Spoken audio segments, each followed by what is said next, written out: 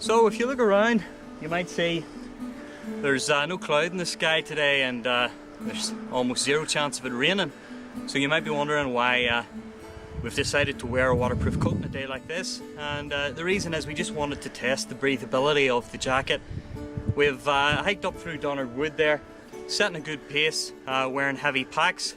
My coat has been zipped almost to the top through the entirety of the walk, so definitely plenty of moisture built up inside the jacket, but as you can see, the breathability has performed well, because despite the heavy exertion, the inside of the polyester base layer fabric is still bone dry, and this has been my experience with the jacket in all weathers.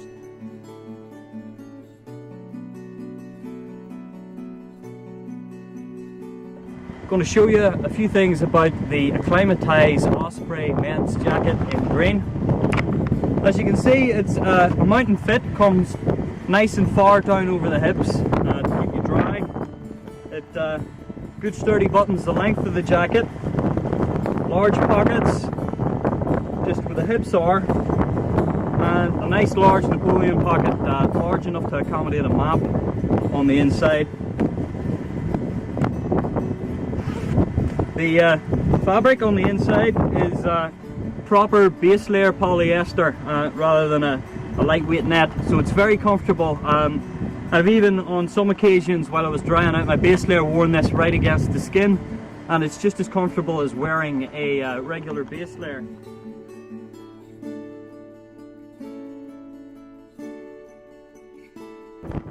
So one important feature of any outdoor jacket is of course wind resistance.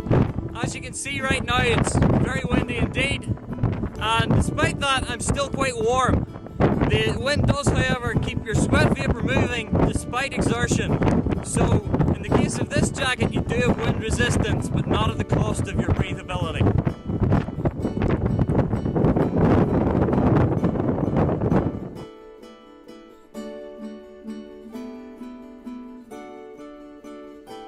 We've just stopped to refresh ourselves with a mug of tea and a bite to eat. This is normally the point in the walk where you're going to start to feel very cold, because you stop moving, you're still quite exposed to the wind, and you're sitting down on cold rocks, that sort of thing. But right now, due to the thermoregulation properties of the jacket and the aluminium microdots in the membrane, some amount of the heat is being retained. If I were to sit here for a long period of time, half an hour, yes, I would start to feel very cold, but right now I'm quite comfortable with just the coat and my base layer.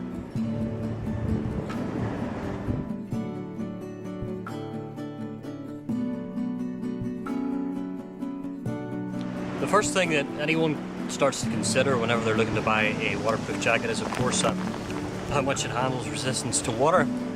We rose early this morning in an attempt to beat the rain, but we knew it was always going to come, so partway returning from our walk, of course the customary Irish heavy rain shower came along. Now as you can see here, I've had quite a dose of water on my way down out of the hill. The jacket does bead quite well initially, however, like all jackets, it will eventually wet out.